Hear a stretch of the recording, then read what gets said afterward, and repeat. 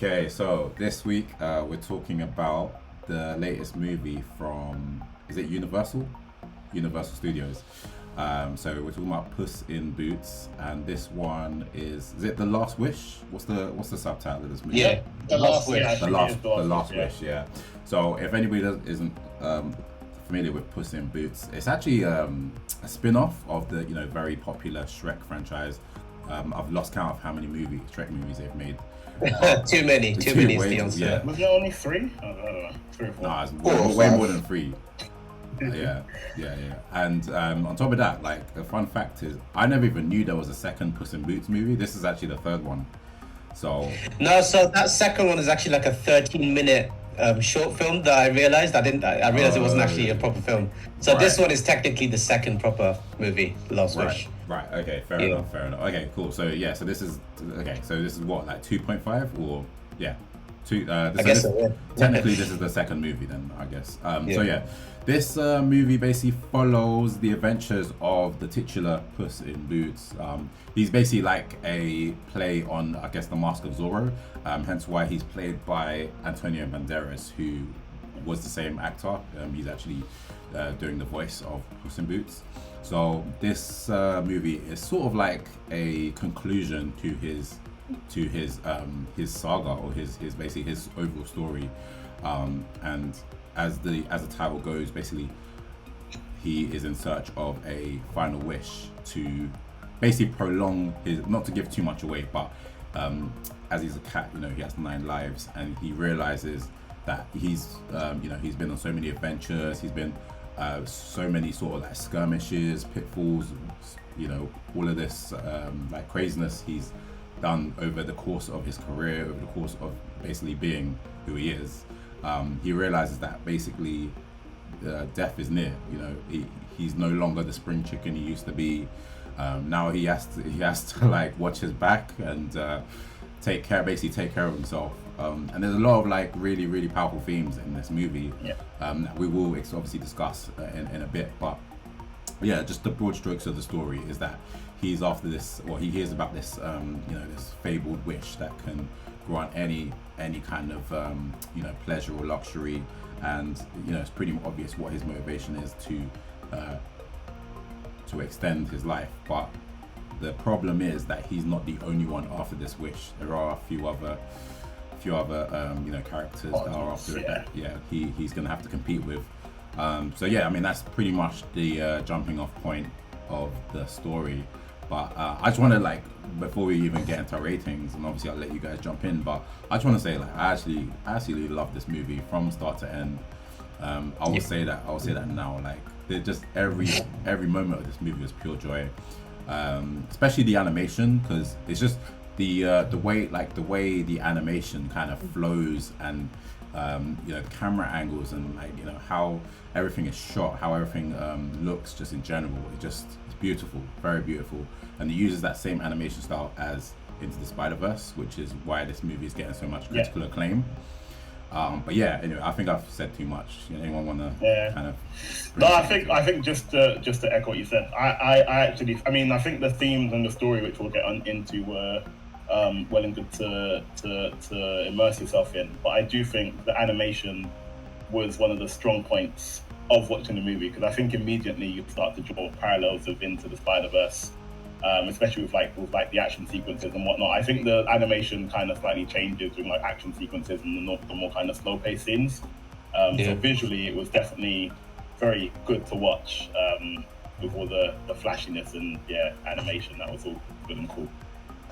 Don't know if anyone else focused on anything else more so than the animation, or can we all agree that like the way? Yeah, the animation was great, but I think the script was even better. Like the story, You think the script was more? this is really, really well written, I thought, and just from the themes, and covering kind of like confronting death, growing old, all this and that and the other, and just the hero journey, the character arc, going from this kind of like arrogant, selfish, narcissistic individual to the growth exactly, to confronting all of his his past lives, and just great. The character, yeah. Right, either Lawrence is watching episode of Everybody Hates Chris, or he's really itching to say something, bro. Yeah.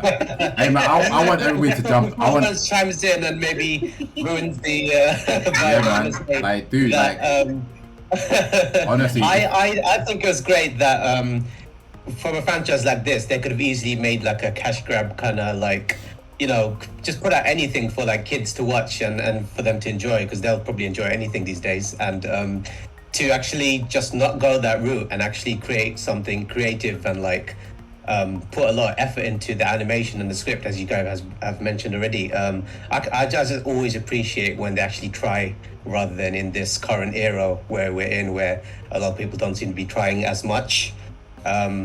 So yeah, that's why it kind of blew me away, because I wasn't expecting it to be as good as it was. So yeah, I can only kind of tip my hats off to him.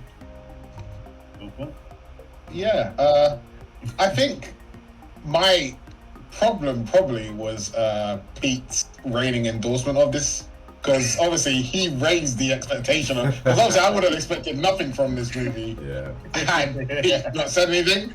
And after watching it, it was good.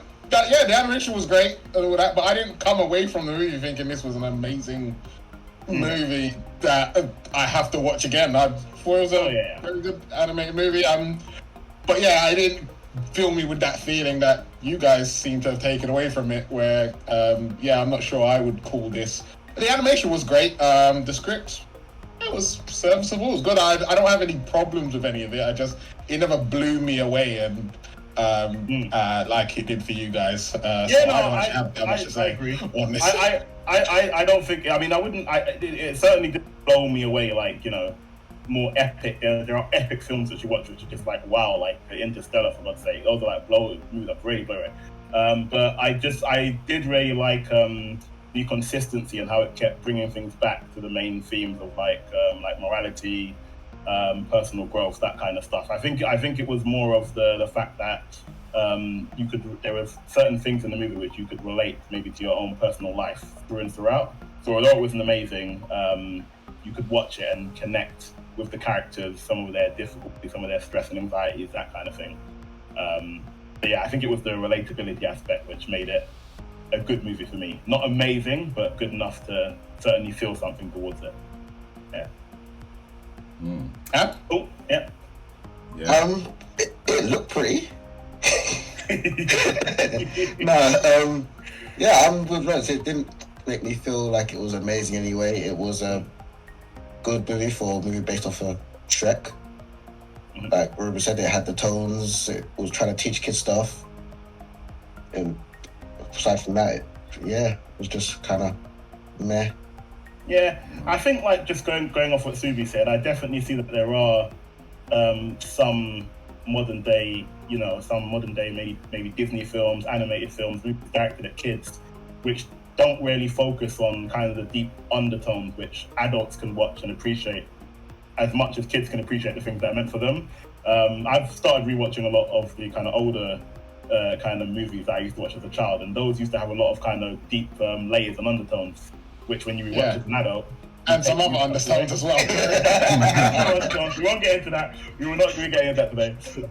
But yeah, I think this movie does a decent enough job at kind of bringing things, maybe not exactly back to that standard, but bringing it back towards that direction of having those undertones. Like it's got multiple target audiences. It's not just a kids movie. An adult could watch it and feel something. It's a family movie. Yeah. And maybe that's part of the problem. Maybe because I don't watch a lot of these, I don't really have a reference point in terms of what current animation movies there are to compare it with. If most of them don't do that, then I guess by comparison, I can see how you would come away with the feeling that it does address some themes that don't. Because I just don't watch that many of these types of movies, so yeah, I have less to compare it to in that sense. I thought this movie had like some really interesting characters in it as well. Like two kind of, apart from like the main character, two characters really stood out for me that I really enjoyed. I think the first villain, I don't know if you call him this. Yeah, I guess he's the main villain because he kind of is what's thematically tied to the plot, which is the initial wolf that you know, sets the things in motion, right? Sets like the whole journey in motion. I thought he was like brilliantly portrayed, like just from his character design to like, you know, the way he fights, and even like the sound that, you know, you hear that whistling sound every time he shows up, and that kind of makes the hairs on the back of your neck just like stand up. Like every time you heard that, I was like, oh snap, like it's that time. So I just like the way they built that atmosphere, they built that feeling of dread. I think it was really effective. So he was like one of my favorite villains in general, and like one of the comedic characters. I think he was meant to be like a parody of Jiminy Cricket. I don't know if you guys. The little cricket guy. And he's like, oh, I'm like your conscience or something, and I can't remember the name of the villain. Like he's like the sub. I suppose he's like the sub villain. Jack Horner. Jack Horner. That's it. And he's just meant to be like a soulless, you know, just generic villain. And the thing is, like, the reason why I like this villain as well, Jack Horner, is because he's like an old school Disney villain. Like, there's no like, oh, he has some kind of like. He's just evil, bro. Yeah, empathetic kind of moral to him. Like, there's a reason why he became this. But no, he's just an evil. He's just evil, dude. bro. Yeah, right? that's just how he is. Like, no redeeming qualities whatsoever. That because I mean, the amount of times he's, you know, had his comedy bits saying that, oh, I've had a whole life full of hardships. I had a company, my loving parents, all that kind of stuff. He was meant to be that kind of I just cliche love kind that. of villain, which I love. Which was fun. It was fun. Yeah, man. Yeah, I just want to clear out something. So your three favorite characters were the personification of death, a conscience that ain't really doing much, and a generic Disney bad guy. Yeah, I mean, I feel I feel like those are just you know, like sort of original, not really original, but those are just characters that really kind of stood out to me. And I just like the humor, the kind of subtle humor with the cricket as well, especially like the last bit where he's like, oh yeah, consider this my resignation. And like that little thing was just the whole undoing of the main villain. I don't know. I'm a simple guy. You know what I mean? Like I guess it doesn't. I'm with you. Bro. I'm with you. Yeah. You got. Yeah. I think the themes are linked to the characters. Like every character almost kind of represents a theme or even subgenre they're trying to put into the film. I can definitely see like kids finding death, the personification of death in that movie, like creepy or maybe borderline scary. You know, it's almost brings that kind of really eerie horror kind of feel to it with some of the scenes where he just kind of appears and he's whistling and he just creeps out. He's meant to creep you out. Do you know what I mean? So I think he was definitely a fan favorite for me. Aside from obviously the cool fight scenes and animation that he brought to it too. But well done. Yeah. Okay. Lord Cameron just like you guys just said this one out. I've said everything I have to say. It's on you guys now. Yeah. Well, I mean, you don't always say all the things that are good about it, so like I got but like to say. So you can elaborate. I agree. I think I'll just add, like, obviously the journey that the main character goes through. He obviously his whole thing is that, you know, he's had 9 lives. He's been living his life exactly how he wants to. He thinks he's living it to the fullest. And now when it gets to the point where he only has 1 life to live, he kind of goes on that journey of discovering what it means to actually valuing that 1 life and the value of having 1 life over having 9 or infinite. I'm not sure why he didn't want to wish for infinite lives, so it was just 9 more. But yeah, the value of having just 1 life to live. So I think that was quite an important theme of the movie. Which it's against the wish rules. There's always wish rules. Like you can't wish for more. You can't wish for more wishes. Bro, you can't wish for like. You're supposed to try. You're supposed to try. Nah, bro, you're supposed to try. When you said 9, I was like, what? Like you could be immortal, bro. No, I think Lord's got a point. I think Lord's got a point though. You can't wish for infinite. We know the wish rules. Like they're established. Like we know you can't wish for multiple wishes. You can't wish for immortality. You can't. There's certain things that just. No one says the rules, but we know the rules because it just breaks. It breaks everything. Oh Lord! I just want to say, I think are missing out on. I think it was the best character in this movie, which was the dog whose name, didn't have. Yeah, Perito. Because he had his storytelling of his life was, I think, the highlight of the movie for me. Yeah, playing the game of Find Family. Yeah, they put me in a sock with a rock and they dropped me in the river. I was like, he said it with a smile on his face. Oh man. Yeah, no, that Yeah, was, no, he was a adorable little thing. Yeah. He was actually a big part of the just putting everyone together. Really, obviously, like kind of like every story has like the heart of the film, and Yeah. he was kind of like the heart of the movie to kind of make Puss realize, you know. People have it worse than him. It's just like the therapy. Like he kept saying he wanted to be the therapy dog, and he was basically the therapy of all the characters for Puss and whoever her name was, Kitty Soft Claws. Honestly, I think as a character, he's more of a personification of somebody always has it worse than you. Yeah. Yeah. And You can't complain when you have his life.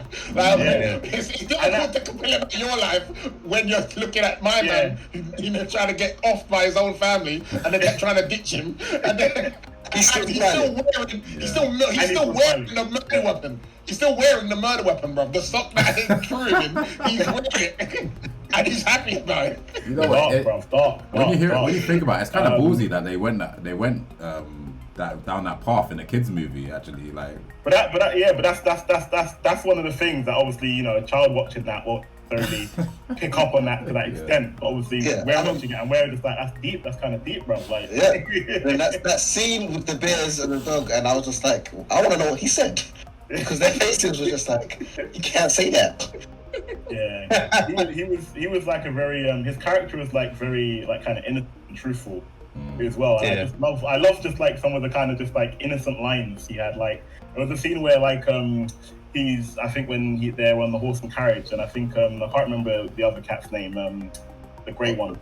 Sophomore. Yeah, I think she says to him like, I don't believe you, and he's just like, that's okay, as long as you believe in yourself. And she's just dumbfounded, just like, huh? That's not how this is meant to go, bro. But just like moments like that where he just gives like these innocent, honest answers of like no animosity at all, bro. The first time they all touch the map, they're just like death and explosions, poison and swamps, and just kittens and rainbow shade, basically. I really like that. I really like that element of the story as well. Like how every time someone touches the map, like the world changes, and it kind of adapts. It's still hazardous, but it's kind of like ramped up the stakes a bit. So I like that kind of.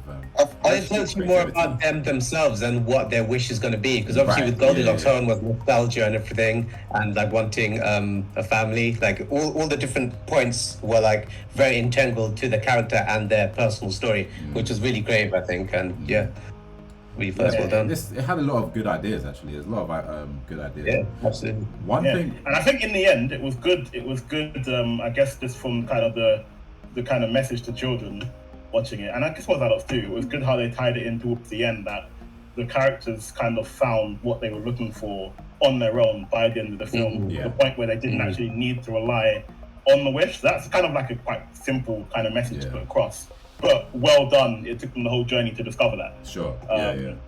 It's pretty cliche. Never the bad guy, bro. Never the bad guy. It's pretty cliche though. Like that. Like what the thing that you needed was inside you all along. It's like, never heard that one before. Hey, sometimes we need that reminder, man. Sometimes we need that reminder. Yeah, we do, bro. Sometimes you look in the mirror and just be like, man, do you know what, bro? I got myself in it.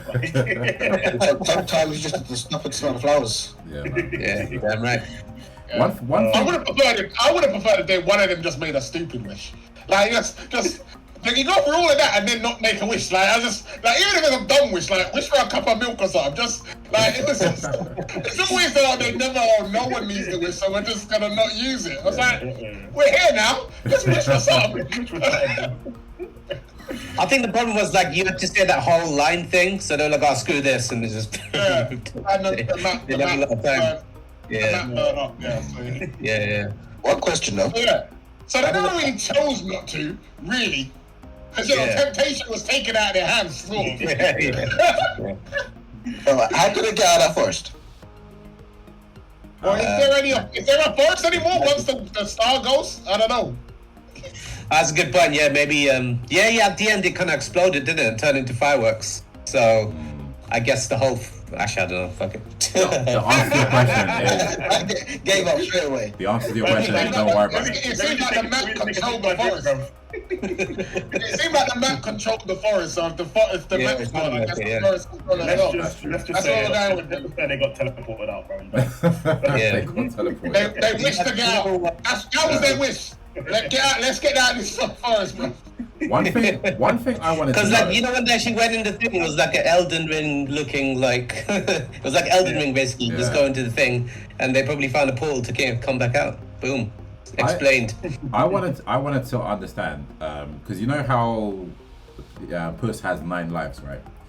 So like obviously they show he dies like in different ways. So once he dies, does he come back as a kitten, or is he just himself?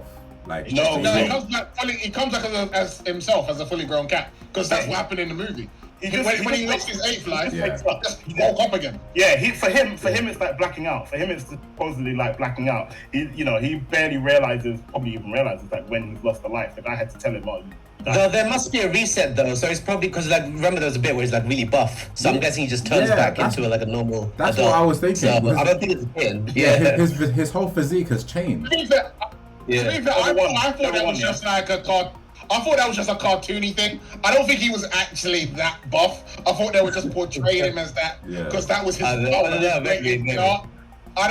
think he was like. But also, walking around tonks. But also, as well, I guess it's the psychological aspect as well, how he perceived him, So like, obviously, by the time he lost like his like kind of second to last, or last life, whatever it was, his self-perception of himself changed. He started being fearful, scary, and that obviously changed visually how he came across on the screen.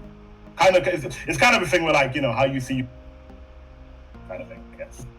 The one thing that I didn't get to the end, I thought he was just imagining death until everyone else saw him. Yeah, I think it was a bit. Yeah, it wasn't really clear about how real this thing was. Actually, was it an actual wolf, or was it in his mind? So No, it was real because remember, Kitty Softpaw saw him at the end, and so did everyone He else. meant throughout the film it wasn't very clear until that last bit, which kind of So, and I which guess is cool, I guess. I mean, like, it made you contemplate, is he seeing things for real, or what's going on? But, turns out it was real. Because I was actually expecting it again, him to say death is after him, and they're like, you crazy. I mean, they did kind of think that first. But, And I think like in terms of, I don't know if you guys have noticed this, but in terms of like the impact of this movie, I feel like I've seen a lot more like fan art and a lot more kind of like depictions of the like especially the wolf.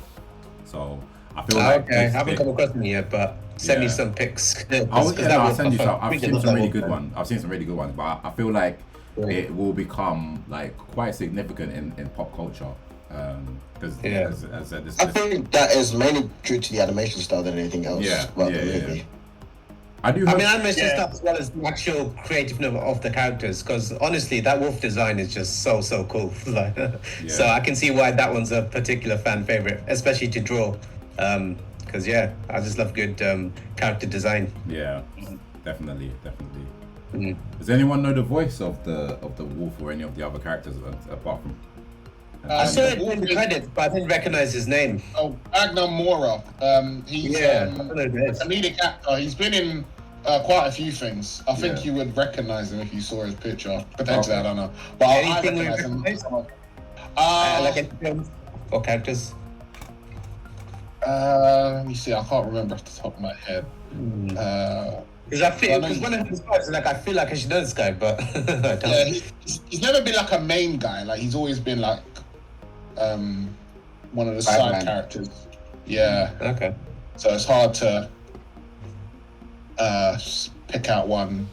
Like, but either way, he did a bloody good job, man. Because it was very menacing voice and very, as Pete really said, made your hairs kind of stand. Very well done. Yeah, cool. Yeah, man. And that was Salma Hayek as Kitty Softpaw. Kitty, Speaking of which, did you guys watch the first Puss in Boots? Because she was in that as well. And was it? Yeah, I saw that one, but I can barely remember it because I just remember like the way Law and Cam reacted to this movie is how I reacted to the first movie. Like I just thought it was like a forgettable, just like cash grab. That's what I thought it was. Yeah. I've never seen the first one, so. I mean, Puss in Boots is my least favorite character out of all Shrek, so yeah. Really. Whoa. Yeah, I always found it like I actually found it weird. Top five. After the Shrek series finished, they started making all these Puss in Boots movies. I mean, it's a cat. I mean, the internet loves cats, man. So if they can make a cat franchise, then they're gonna do it. Absolutely. Oh, cool. Yeah. I mean, I liked Puss in Boot when he was in Shrek, but like, there just became too many movies. Like, there was like, I don't know, 6 Shrek movies. Then they're doing like, all the side characters were getting their own spin-offs, and I was like, I stopped caring. So yeah, but yeah, this was good. I mean, I don't need to see another one. It was no Kung Fu Panda, but you know, it was alright. I mean, I'd say it was better it was better than Kung Fu Panda, if anything. No, I don't think that. No, Kung Fu Panda was awesome, man. You might have to rewatch that. Yeah, I'm not gonna try you there, bro. Like, bro, Kung Fu Panda got me teary at some bits, bro. What are you on about, like? Yeah, I think you need to rewatch that one. The first 2 Kung Fu Pandas were really, really good, man. Really good. Yeah, should be tearing up right now, bro. Like, yeah. Oh god. Puss in Boots is up there for me, I think, because yeah, like I said, it didn't need to be this good, and they nailed it. Does that mean you're ready to give your ratings? Yeah. Maybe. Yeah. All right. Don't think there's anything else So should we do a challenge today and try and go high to low like we usually do? Yeah. Well, yeah. If you want Is it to. much times? I think we already kind of know. High to low. You better start, didn't it? Why don't we start from low? Why don't we start from low to higher then? I mean, wouldn't that make more sense? Wouldn't it make more sense if we start from low to high than high to low? Okay, yeah. We can go low to high. I'm not sure exactly which. I think it'll be Cam. So Cam first and then low, I believe. trying to top each other on how low you can score this, yeah. I can go low. No, just true feelings. True feelings, yeah. For me, it was a pretty average animated movie, spin-off of the Shrek series. Great animation. Yes, the story had some substance, but again, it was nothing amazing for me. Overall, I think I'd give it a 6. It was nutritious, but nothing special. Nice, Cool. That's higher than I thought.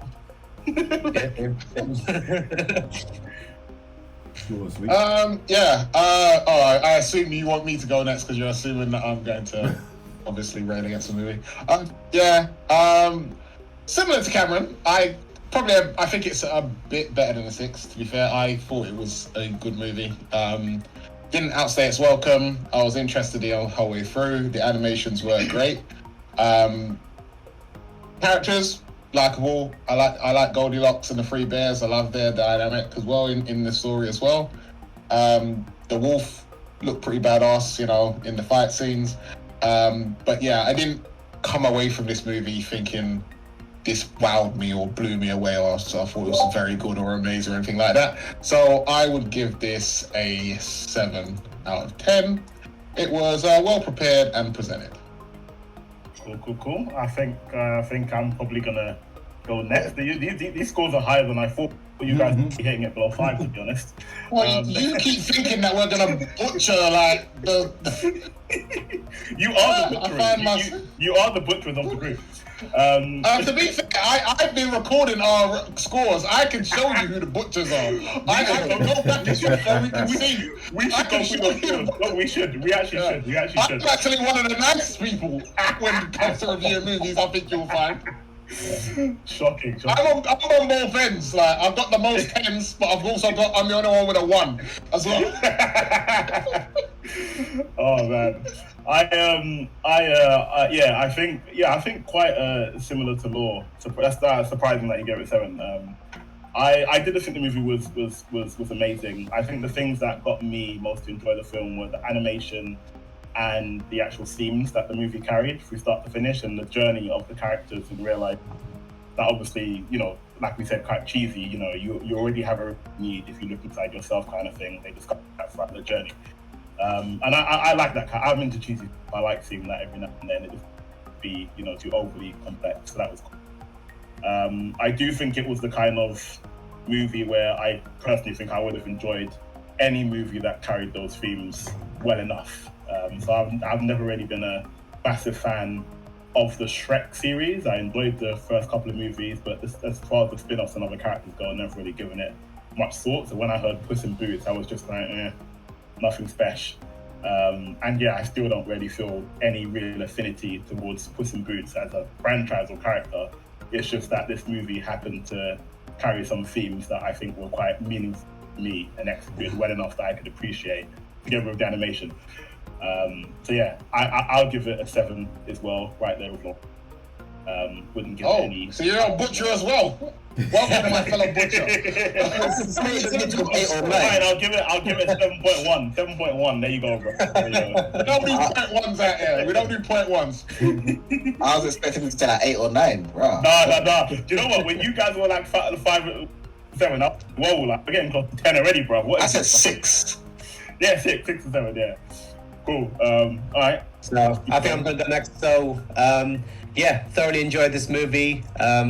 Way better than I thought it was going to be, because it at first wasn't on my radar at all until I started seeing some words on Reddit and all that kind of stuff. So beautifully animated, as everyone's pointed out, it very reminds you of like Spider-Verse or even Arcane. I always loved the art style where it's like kind of in the middle of 3D and 2D. They've got the 3D elements with the textures of like you can see the paint strokes. I love that kind of stuff, because obviously, as you know, being an artist stuff, you appreciate all the little detailed stuff of that. And one thing that always shows, like they can pat themselves on the back, is if they can make me buy their art book.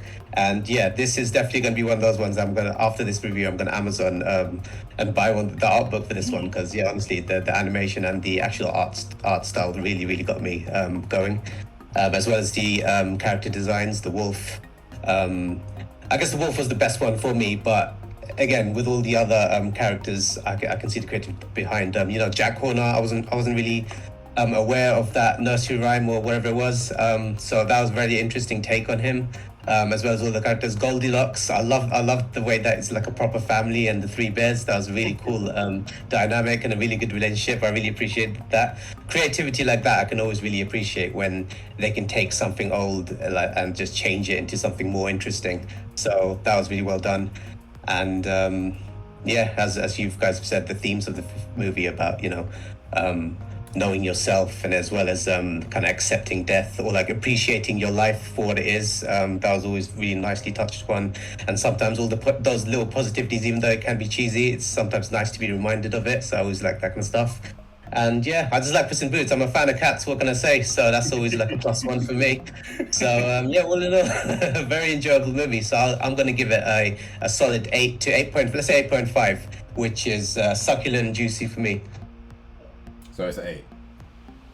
So, Subi, is that a disassembled Game Boy Advance on your wall behind you? It is indeed, yeah. Oh, Disassembled. sick. I'll tell you about it later. But yeah. Yeah, cool. Yeah, Point. Pete, go ahead. Cool. Pete, Cool, so it's me. Let's see if I can top Subi's He's got the score, or script. He's got the if it's script gonna ready be for you, bro.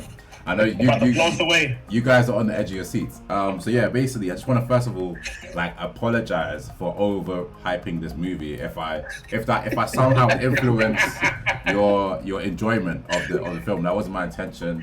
I just couldn't hold it in. I mean, you know when you've just seen something that you really enjoyed, and you just want to express your feelings. But anyway, yeah. So I think the original movie came out I just looked it up actually. So it came out 2011. So that's like what, 12 years. Wow, that's what. Yeah. So this kind of came out of the blue. Like nobody was expecting DreamWorks. Sorry, I said Universal. DreamWorks to come out with another Shrek, let alone Puss in Boots. Is just like a spin-off. Like nobody was really talking about. Nobody cares about Puss in Boots if we're being honest. Until this movie came out.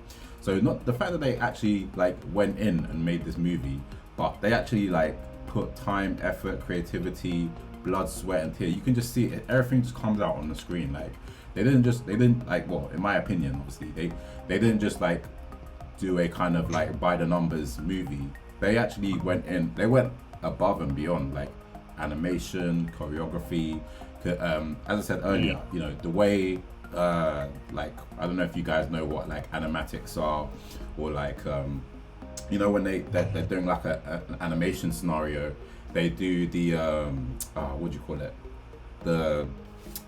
you know, the draft, it looks like a comic book, so it shows you like Oh yeah, the movement. Yeah. Storyboard. The storyboard, Storyboarding, that's yeah. it, the storyboard. So I mean, you can see like how much time they put into like the angles with like the storyboarding and whatnot, and it really comes alive with the screen. You know, things are coming at you. I wish this movie was in 3D actually, because I think it would look like absolutely amazing in 3D. But not only that, like the story actually made me feel something. Like I felt, even though I'm not really a big Puss in Boots fan, it speaks volumes that this movie actually made me feel about. Obviously, you know, well, most of us didn't really think Puss in Boots was gonna die, but it felt like this is the end of someone's legacy. Like this is like someone, because you know, the what do you call it? Him being put into that sort of cat home is a euphemism for like somebody who's geriatric going into an old person's home, and they kind of lived this like amazing life, and now this is like the header. No, sorry, not the header. The footer of their life. This is basically like the after point. So, you know, I was kind of feeling it in that way, and I just like there was little bits and pieces in the story that just, I don't know, just made I really enjoyed. I like Jack Horner's character. I like the fact that he's like this collector. It kind of reminded me of the collector from the MCU, where he's got all of these like fabled weapons and like trinkets that he pulls out of his bag or his chest or whatever. But yeah, I mean, overall, I feel like this film just really, you know, came together and just weaves kind of like a really interesting story with all these characters. They all had their little spark, and like, I don't know, they all just really brought the film brought some sort of magic to it. Anyway, but I'm gonna stop rambling. You guys know how I feel about this movie. You know, I liked it. There's no fight in it. But yeah, I'd say this movie was pretty amazing. So I'd give it a 9. I'd say it's finger licking good. As I said, I feel like it knocked it out of the park. Yeah, this is a movie that I can definitely see myself watching again. Will I enjoy it as much as I did the first time? Probably not, but I think I'll still enjoy it at least. I'll still have like some fun to get out of it. So yeah, that is that really. So what is it? So 9 from me, Just- 8.5. Yeah, so 9 from Peter, 8.5 from 8. Subs, So from 7 from myself and Ruben, and a 6 from the There you butcher, Cameron. Wow. And I would just like to apologize for my dour tone and my lack of enthusiasm for this movie, but that is completely Pete's fault. I don't care. He mentioned Spider-Man into the Spider-Verse, bruv. He mentioned that, so my mind went there. Yeah, that's not my fault. My message. Wait, hold on. My statement was this is the best animated movie since Into the Spider-Verse. If you could tell me one animated movie that what? I didn't hear any of that nuance. I just heard Spider-Man into the movie. And my mind went there. And even Sub just started just now. He brought up Arcane, bruv. I was like, yo, that kind of shit will send me like thinking this movie's gonna be like next level. Yeah. You were just talking about animation style, but like, my brain don't compute all those little details, bro. I just run with the major. I just hear what I want to hear, bro. We'll be careful from now on, I guess. We'll be We'll be careful. But you know what, like, it's making that mistake again, bro. You can't mention 10 out of 10 or 9 out of 10 movies when you're supposed to another movie. Yeah. Next time, I was gonna say, Pete, could you repeat that one more? For the record. Well, you know what? Just take it with a pinch of salt. Like next time somebody comes to you and says like, "Oh, this is the best thing since sliced bread," yeah. Just be like, "All right, hold your horses, yeah. Hold your horses." I'll be the understand judge. what you meant. To be fair, I know what you meant, obviously, because of the animation style and all that. But it's just. Yeah, but it's just stuck in my head now, Spider-Man into the universe. I was like, Well, I mean, it depends. Just come out the movie, I'm like, it was good, but and now I feel like I'm being harsh on the movie now because it's not Spider-Man. No, not even. I feel like it. Honestly, I think you were being pretty fair to the movie. Yeah, it's good to have some sort of consensus, like because you know not everybody's gonna feel the same way, so it's good to have kind of two ends of the spectrum. But I was gonna say, because obviously you want some nuance. You don't want to just like everybody's like on the same page. It just make it would be a boring review if that were the case. But I was gonna say, what do you call it? That's why we keep Butcher Cam around, isn't it? Yeah, Wow. well, this is it, man. I'm sorry. I'm just gonna look at these scores. Have I made the picture? I can see you snooping in the rating spreadsheet, bruv. Get out. What are you doing, bruv? I don't think I'm the butcher. I'm not gonna lie. I'm not all the most. Man's looking for Yeah, receipts, bro. I was gonna- I'm not the butcher. I'm about to out people. I see was some threes and some twos here, bruv, and you're not from me. I'm still not. I didn't give anything a 1. I'm just saying. I wanted to ask it. I wanted to ask. Oh, that's not fair. You're not allowed to use that against me. That movie was a 1 out of 10. I don't care what anyone says. Which one was that from?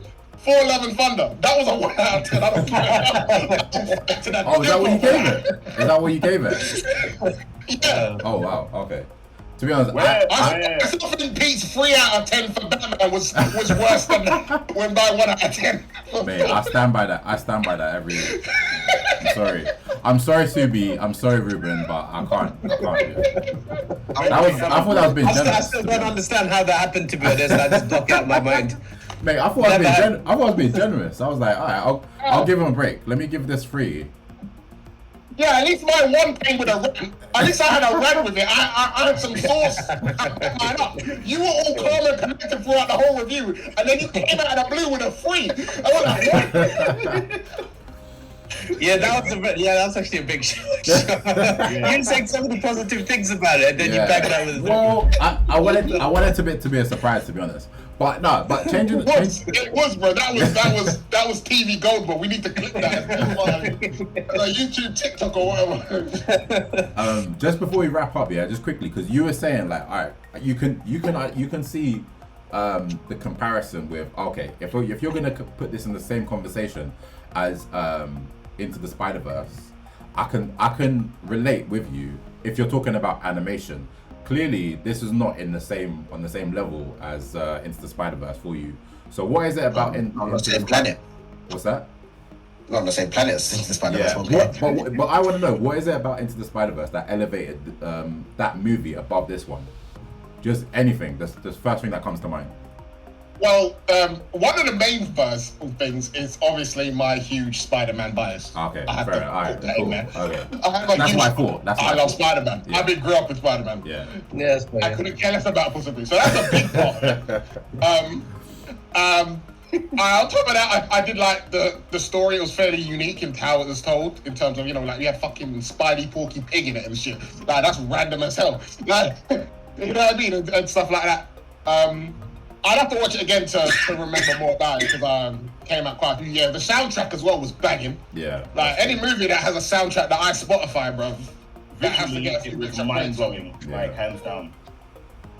So yeah, those are a few things that Cool. I'll point out. But Cool. like, Alright. yeah, animation wise, I do exactly know why you brought it up, and I was joking for part. I was saying about blaming you. I wasn't actually being serious. Yeah. No, I just want to know, because next time I'll be like, alright, I know this is the type of film that Law will go for. Instead of like recommending you like. It wasn't a bad film, by the way. It Yeah. was a perfectly good film, to be fair. Like, Puss in Boots, Okay. I had no problems with it. Yeah, it was just Okay. yeah. Well, we all agree that it's above average, so that's Yeah, I gave it about Yeah. I'm not a butcher. Yeah. Hey guys, thank you for making it to the end of this video. Hope you enjoyed watching it as much and listening to it as much as we enjoyed talking about it. If there's anything that you liked in particular, please put it in the comment. If you have any opinions on this film as well, or just our discussion in general, let us know. If there's anything you disliked, again, anything you liked. Look forward to seeing you in the next one. We're talking about Nope next, and we're also talking about Puss in Boots. That's what I'm looking forward to. So anyway, yes, we'll see you on the next video. Like, subscribe, follow us, comment below. Peace.